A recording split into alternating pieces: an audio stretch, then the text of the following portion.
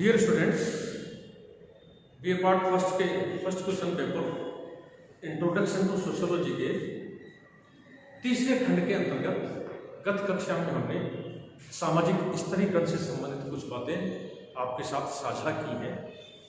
उसी क्रम में हम लोग सामाजिक स्तरीकरण के अध्याय को आगे बढ़ाते हैं और सामाजिक स्तरीकरण के अंतर्गत जो परिस्थिति निर्धारण के कुछ आधार डालकर पार्सन्स ने बताए हैं उनके बारे में आज हम लोग विस्तार से बात करें। हालांकि जब हमने परिस्थिति और भूमिका के अध्याय की बात की थी तब भी हमने यह आपको बताने की कोशिश की थी कि परिस्थिति और भूमिकाओं का अध्याय आपके पाठ्यक्रम में बड़ा महत्वपूर्ण अध्याय है। महत्वपूर्ण अध्याय इस दृष्टिकोण से तो है ही कि एक समाजशास्त्र के विद्यार्थी को परिस्थिति और भूमिकाओं के बारे में जानकारी होनी चाहिए, लेकिन साथ ही साथ यह भी हमने आपको निवेदन किया था कि जब हम लोग सामाजिक स्तरीकरण के अध्याय को देखेंगे, सामाजिक स्तरीकरण के अध्याय का अध्ययन जब हम करेंगे तब एक बार पुनः परिस्थितियों के बारे में चर्चा होगी, क्योंकि जब तक हम लोग परिस्थितियों को नहीं समझ सकते हम लोग सामाजिक स्तरीकरण को नहीं समझ सकते। ये हमने आपको उस समय भी निवेदन किया था। एक बार पुनः आपको बता दें कि परिस्थिति की अवधारणा को समझे बिना हम लोग सामाजिक स्तरीकरण की अवधारणा को नहीं समझ सकते, क्योंकि सामाजिक स्तरीकरण की अवधारणा पूरी तरह से परिस्थिति की अवधारणा पर आधारित है। परिस्थितियों के आधार पर ही सामाजिक स्तरीकरण का निर्धारण होता है। इस दृष्टिकोण से परिस्थिति की अवधारणा काफी महत्वपूर्ण अवधारणा हमारे पाठ्यक्रम में रही है। गत कक्षा में हमने आपको यह बात की थी सामाजिक स्तरीकरण को समझें उससे पूर्व हमने आपको ये बताने की कोशिश की थी कि हमको विभेदीकरण को समझना पड़ेगा। और यह विभेदीकरण दो प्रकार का हमको देखने को मिलता है समाज में। एक तो व्यक्तिगत विभेदीकरण होता है, एक सामाजिक विभेदीकरण होता है। व्यक्तिगत विभेदीकरण से तात्पर्य है कि समाज में सब लोग एक जैसे नहीं होते हैं, जैसा हमने आपको उस वक्त भी बताया था गत कक्षा में कि आप जैसे तो आप ही हो दुनिया में, ठीक है। यानी कि हमको अपने आप पर गर्व महसूस करना चाहिए कि हमारे जैसा दुनिया में और कोई दूसरा है ही नहीं, और ये 100% सत्यता है। इसमें कहीं कोई बिंदु प्रश्न नहीं है कि आप जैसे सिर्फ आप हैं दुनिया में, आप जैसा कोई दूसरा है ही नहीं। आप अद्वितीय हैं, आप अद्भुत हैं, इसलिए अपने आप पर हमको गर्व करना चाहिए कि मेरे जैसा दुनिया में कोई दूसरा नहीं, ठीक है। तो इस प्रकार से समाज में अनेक लोग होते हैं, वे लोग एक ही जैसे नहीं होते हैं। मैंने उस वक्त भी बताया था कि जुड़वा भाई या जुड़वा बहनें भी एक जैसे नहीं होते हैं, उनमें भी कहीं ना कहीं हमको भिन्नता देखने को मिलती है। तो एक तो व्यक्तिगत विभेदीकरण होता है। व्यक्तिगत विभेदीकरण से तात्पर्य व्यक्ति की व्यक्तिगत विशेषताओं के आधार पर अलग अलग व्यक्तियों को अलग अलग खंडों में विभक्त किया गया। हमने कहा कि किसी व्यक्ति की लंबाई ज्यादा हो सकती है, किसी व्यक्ति की लंबाई कम हो सकती है, ठीक ना हो सकता है। कोई गोर वर्ण हो सकता है, कोई श्याम वर्ण हो सकता है, कोई बहुत हेल्दी हट्टा कट्टा हो सकता है, कोई दुबला पतला हो सकता है, ठीक है। कोई आयु में ज्यादा हो सकता है, कोई आयु में कम हो सकता है। हो सकता है क्या होता है समाज में, सब लोग समान नहीं होते। तो इस प्रकार की भिन्नता को तो व्यक्तिगत भिन्नता कहा जाता है। जबकि ऐसी ही भिन्नता हमको सोसाइटी में भी देखने को मिलती है, ठीक है। ऐसी ही भिन्नता हमको समूहों में भी देखने को मिलती है, जिसको हम लोग सामूहिक या सामाजिक विभेदीकरण कहते हैं। इस प्रकार से तो विभेदीकरण समाज में है, एक तो व्यक्तिगत विभेदीकरण और एक सामाजिक, ठीक है। सामाजिक विभेदीकरण की जब हम बात कर रहे थे, क्योंकि सामाजिक विभेदीकरण को समझने के पश्चात हम लोग सामाजिक स्तरीकरण को समझ सकते हैं, क्योंकि सामाजिक स्तरीकरण एक अलग अवधारणा है और विभेदीकरण एक अलग अवधारणा है। नॉर्थ की हम बात कर रहे थे कि नॉर्थ एक समाजशास्त्री हुए हैं जिन्होंने सामाजिक विभेदीकरण के 4 आधार हमारे सामने पेश किए। पहला सामाजिक विभेदीकरण का आधार उन्होंने बताया प्रकार्य होता है, दूसरा संस्कृति होती है, तीसरा रुचि और चौथा क्रम विन्यास। नॉर्थ कहते हैं कि समाज में प्रकार्य के आधार पर समाज अलग अलग खंडों में विभाजित है। जैसे हमने कहा था कि शिक्षक एक वर्ग है जिसका काम शिक्षा देना है, अध्यापन करना है। डॉक्टर का एक अपना व्यवसाय होता है, वकीलों का अपना व्यवसाय होता है, इंजीनियर्स का अपना व्यवसाय होता है, ठीक है। इसी प्रकार से कुछ अलग अलग इसी प्रकार से समाज में अनेक प्रकार के कार्य अलग अलग लोगों में बांट दिए जाते हैं। तो काम के आधार पर समाज को अलग अलग खंडों में विभक्त किया गया है। दूसरा आधार उन्होंने बताया था कि संस्कृति हमने आपको बताया था जब संस्कृति का अध्याय हमने देखा था कि संस्कृति की सबसे महत्वपूर्ण विशेषता होती है कि वो समय और स्थान सापेक्ष होती है। संस्कृति में परिवर्तनशीलता का गुण देखने को मिलता है। संस्कृति अनुकूलनशील होती है, संस्कृति जड़ नहीं होती है। समय और स्थान सापेक्ष होता है। प्रत्येक समाज की एक ही जैसी संस्कृति हो यह जरूरी नहीं है। हर समाज की अपनी अलग अलग संस्कृति होती है। एक ही समाज में अलग अलग समय में हमको अलग अलग संस्कृतियां देखने को मिलती हैं। तो इसमें इस प्रकार संस्कृति समय और स्थान सापेक्ष है। हमने यह भी निवेदन किया था कि कोई भी संस्कृति अच्छी या बुरी नहीं होती है। प्रत्येक संस्कृति अपने आप में अद्वितीय है, अद्भुत है, यूनिक है। कोई भी संस्कृति श्रेष्ठ या हीन नहीं होती है। हर संस्कृति का एक अपना महत्व होता है जो उस समाज के लिए होता है। तो अलग अलग समाजों की अलग अलग संस्कृतियां रही हैं। एक ही समाज में अलग अलग समय में अलग अलग संस्कृतियां रही हैं। तो संस्कृतियों के आधार पर अलग अलग खंडों में बनते हैं। एक ही समाज में अलग अलग समय में हमको अलग अलग संस्कृतियां देखने को मिलती है। तो एक ही समाज में संस्कृति के आधार पर अलग अलग खंडों में विभक्त होता है। सामाजिक विभेदीकरण का जो तीसरा आधार उन्होंने बताया था रुचि। और इसका उदाहरण हमने आपको दिया था कि महाविद्यालय के विद्यार्थी सब लोग पढ़ने में रुचि रखें जरूरी नहीं है। कुछ विद्यार्थियों का एक समूह ऐसा होता है जो पढ़ाई में रुचि रखता है, एक समूह ऐसा होता है जो राजनीति में रुचि रखता है। महाविद्यालय विद्यार्थियों का एक समूह ऐसा होता है जो खेलकूद की गतिविधियों में आवश्यकता से ज्यादा रुचि रखता है। ठीक है, इसी प्रकार से सांस्कृतिक गतिविधियों में रुचि रखने वाले विद्यार्थियों का समूह होता है। तो इसी प्रकार की भिन्नता हमको समाज में भी देखने को मिलती है कि समाज में अलग अलग रुचि के लोग होते हैं। इसलिए रुचि के आधार पर समाज अलग अलग खंडों में विभक्त होता है। सामाजिक विभेदीकरण का जो चौथा आधार क्रम बताया नॉर्थ ने, वो बताया था क्रम विन्यास।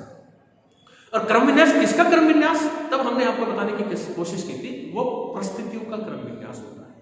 और परिस्थितियों के क्रम विन्यास से तात्पर्य है कि समाज में जिन लोगों की परिस्थिति, क्योंकि हम जब परिस्थिति की अवधारणा देख रहे थे तब आपको बताया था कि समाज में परिस्थिति का मतलब एक सामाजिक पद है।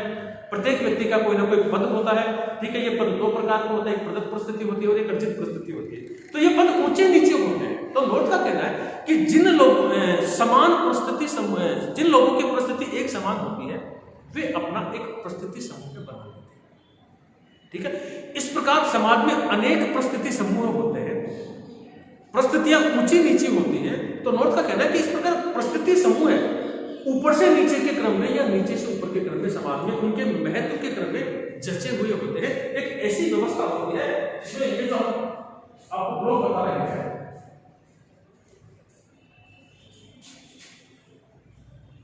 ये परिस्थितियों के समूह है। ये उच्च परिस्थिति का समूह है, ये मध्यम परिस्थिति के समूह है, ये निम्न परिस्थितियों के समूह है। और ये परिस्थिति समूह आपस में उनके महत्व के क्रम में जचे हुए होते हैं। तो इस प्रकार परिस्थिति समूह ऊपर से नीचे या नीचे से ऊपर के क्रम में जचा हुआ होता है। इस व्यवस्था को, जिसमें परिस्थिति समूह ऊपर से नीचे, नीचे से ऊपर उनके महत्व के क्रम में जचे हुए होते हैं, इस व्यवस्था को क्रम विन्यास कहा जाता है,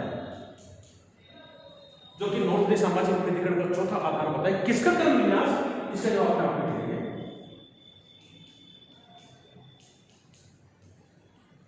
वो क्रम विन्यास परिस्थितियों का क्रम विन्यास। ठीक है, सामाजिक विभेदीकरण के जो तीन ऊपर वाले आधार नॉर्थ ने बताए हैं, प्रकार, संस्कृति और रुचि, और सामाजिक विभेदीकरण का जो चौथा आधार है परिस्थितियों का क्रम विन्यास, ऊपर वाले तीन आधारों से अलग है चौथा आधार, जिसको कि हम लोग क्रम विन्यास है। क्योंकि ऊपर वाले जो सामाजिक विभेदीकरण के तीन आधार थे, प्रकार, संस्कृति और रुचि, उसमें हमको किसी प्रकार का ऊंच नीच का आभास, भेदभाव का आभास कहीं भी नहीं हुआ। लेकिन विभेदीकरण का जो चौथा आधार नॉर्थ बता रहे हैं, जिसको कि परिस्थितियों का क्रम विन्यास करें, उस परिस्थितियों के क्रम विन्यास में हमको थोड़ा ऊंच नीच का या भेदभाव का आभास हो रहा है। नॉर्थ कहते हैं कि यही परिस्थितियों का क्रम विन्यास समाज शास्त्र दृष्टिकोण से सामाजिक स्तरीकरण कहलाता है। ठीक है, इसके अंतर्गत जैसे हमने कहा था कि सामाजिक विभेदीकरण का चौथा आधार जो कि क्रम विन्यास है, इसके अंतर्गत एक सी परिस्थिति के लोग समाज का एक स्तर के सदस्य होते हैं। स्ट्रेटम जिसको कहा जाता है, समाज का एक स्तर बना लिया। इन लोगों की परिस्थिति समान है, इन्होंने अपना एक समूह बना लिया, अपना एक स्तर बना लिया, इन्होंने बना लिया, इन्होंने बना लिया, इन्होंने बना लिया। ठीक है, एक स्ट्रेटम, ये एक स्तर के सदस्य होते हैं। इस प्रकार के विभेदीकरण में हमको ऊंच नीच का बोध होता है, आभास होता है, जो कि ऊपर वाले तीन सामाजिक विभेदीकरण के आधारों में हमको नहीं हो रहा था, जो कि सामाजिक मूल्यों पर निर्भर करता है।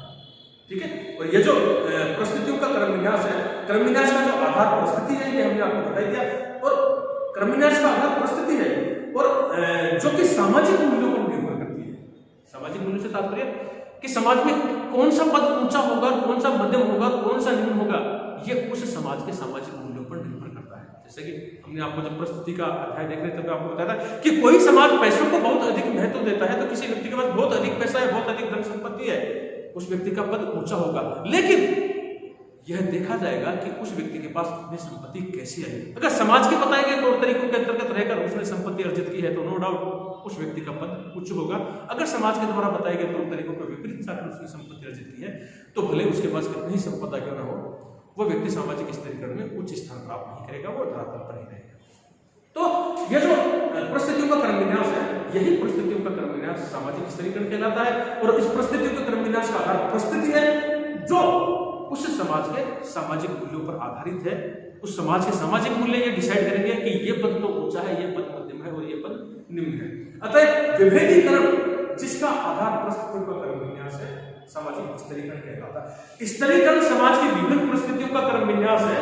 समाज कुछ स्तर एक दूसरे समाज में कुछ स्तर एक दूसरे के ऊपर नीचे उनके महत्व के क्रम में होते हैं। इस प्रकार कुछ पद या परिस्थिति ऐसी होती है जिनको प्राप्त करने में अधिक स्पर्धा होती है तथा कुछ पद ऐसे होते हैं जो बिना किसी तकनीकी बुद्धि के प्राप्त कर लिए जाते हैं। जिन पदों को पाने के लिए प्रतिस्पर्धा होती है, कुछ पद ऐसे होते हैं जो कम होते हैं लेकिन उसको प्राप्त करने वाले ज्यादा होते हैं, इसलिए उनमें प्रतिस्पर्धा होगी, कंपटीशन होगा। वे निश्चित रूप से कम होंगे लेकिन उनका सापेक्षिक महत्व उतना ही अधिक होगा। विभिन्न पदों का सामाजिक महत्व भी स्तरीकरण को जन्म देता है। ये सारी बात आप पिछली क्लास में कर चुके। आज हम बात करेंगे कि कौन सी परिस्थिति उच्च है।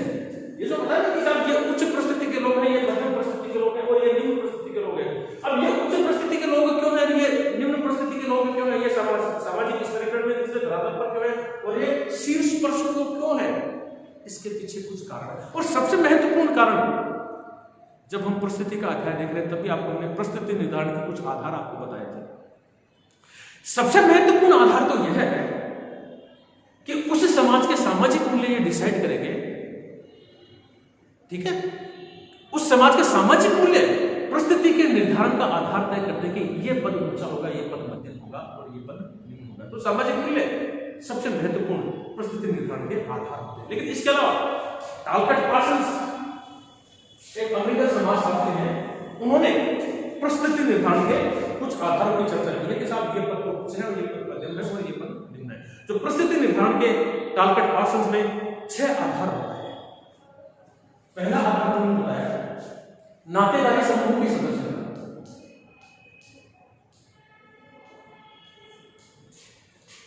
नातेदारी समूह की सदस्यता। दूसरा आधार बताया व्यक्तिगत गुण, व्यक्तिगत विशेषताएं या गुण। टालकट पार्सन्स के आधार, टालकट पार्सन्स के अनुसार जो परिस्थिति निर्धारण के आधार है, पहला है नातेदारी समूह की सदस्यता, दूसरा है व्यक्तिगत विशेषता, तीसरा है अर्जित उपलब्धियां, अर्जित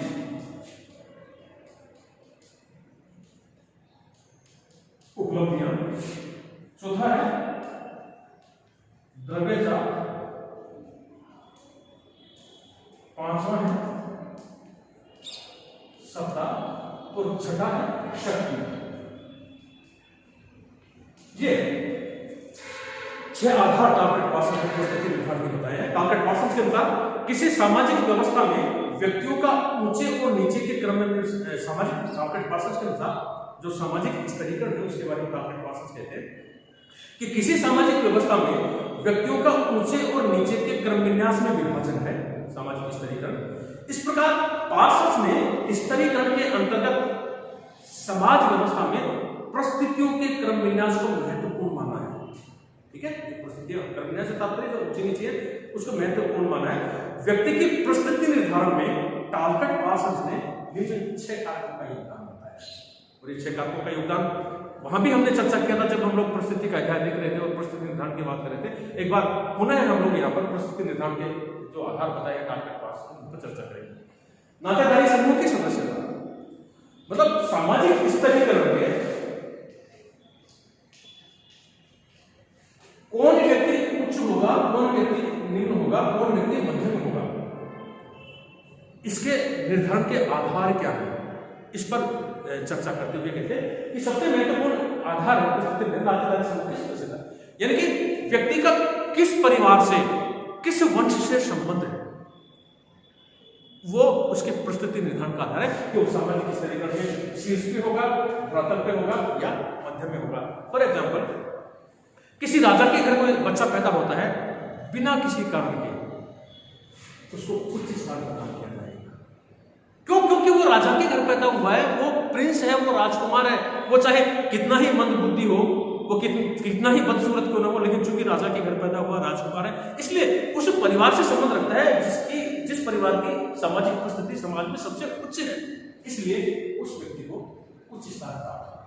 कोई निम्न जाति में पैदा होता है या कोई निम्न घृणित प्रकार का कार्य करने वाले परिवार में पैदा होता है, उस व्यक्ति का सामाजिक परिस्थिति निम्न होगी। तो ये नातेदारी समूह की सदस्यता स्टार में कोई व्यक्ति किस प्रकार के परिवार से संबंध रखता है, उस परिवार की सामाजिक परिस्थिति, सामाजिक प्रतिष्ठा कैसी है, ये व्यक्ति की परिस्थिति निर्धारण में बड़ी महत्वपूर्ण भूमिका निभाता है। दूसरा उन्होंने बताया व्यक्तिगत विशेषताएं या गुण। कुछ व्यक्ति जन्मजात कुछ विशेषताएं लेकर पैदा होते हैं और कुछ व्यक्ति अपनी लगन, मेहनत, योग्यता, प्रतिस्पर्धा के माध्यम से कुछ गुणों को प्राप्त करते हैं। ठीक है, जैसे कहते हैं ना कि मधुर आवाज होना एक अलग बात है, लेकिन अच्छा गायक होना परिश्रम का फल है, अभ्यास का फल है। मधुर आवाज होना तो जन्मजात है, लेकिन किसी व्यक्ति की मधुर आवाज है और वो अभ्यास करके, रियाज करके, प्रैक्टिस करके एक अच्छा गायक हो जाता है, वो उसे व्यक्तिगत विशेषताओं में गुणों के अंतर्गत सम्मिलित किया जाता है। ठीक है, व्यक्तिगत विशेषताएं व्यक्ति को जन्म से ही प्राप्त होती है। जैसे कोई व्यक्ति खूबसूरत हो सकता है, ठीक है, तो बदसूरत की तुलना में उसको उच्च स्थान प्रदान होगा। कोई शारीरिक रूप से शक्तिशाली है तो कमजोर की तुलना में उसको उच्च स्थान प्रदान किया जाएगा। किसी की मधुर आवाज है तो नो डाउट कर्कश आवाज वालों की तुलना में उसको थोड़ा सा ऊपर रखा जाएगा। ठीक है, लेकिन इन गुणों के आधार पर व्यक्ति अपनी परिस्थिति में वृद्धि कर सकता है। जिसमें लिखा ना कि मधुर आवाज होना उसके जन्मजात है, लेकिन इस मधुर आवाज के बदले वो अभ्यास करके अच्छा गायक हो जाता है, तो उसके व्यक्तिगत विशेषताओं के अंतर्गत सामना किया जाता है। सामान्य व्यक्ति की तुलना में सामाजिक स्तरीकरण में उस व्यक्ति का उच्च स्थान होता है। अर्जित उपलब्धियां, ठीक है, अर्जित उपलब्धियों से तात्पर्य कई बार व्यक्ति समाज में अपने मेहनत, लगन, योग्यता, प्रतिस्पर्धा या अपने जन्मजात गुणों के कारण कुछ विशेष प्रकार की उपलब्धियां प्राप्त कर लेता है। कि पुरस्कार प्राप्त व्यक्ति सामान्य व्यक्ति की तुलना में उच्च स्थान प्राप्त करेगा। ठीक है, कई व्यक्ति अपने बुद्धि से, अपने अभ्यास से, अपने परिश्रम से कुछ पुरस्कार अर्जित कर लेता है। ठीक है, तो वो सामान्य व्यक्ति की तुलना में उच्च स्थान प्राप्त करता है। उपलब्धियां जिन्हें व्यक्ति अपनी प्रयास से उपलब्ध करता है, ज्ञानोपार्जन व्यक्ति अपनी लगन और प्रयास के द्वारा ये कर पाता है। ठीक है, जैसे मैंने कहा ना कि मधुर आवाज होना जन्मजात है, लेकिन अच्छा गायक होना उसके अभ्यास का परिणाम है। तो ये इसकी अर्जित उपलब्धियों के अंतर्गत आता है।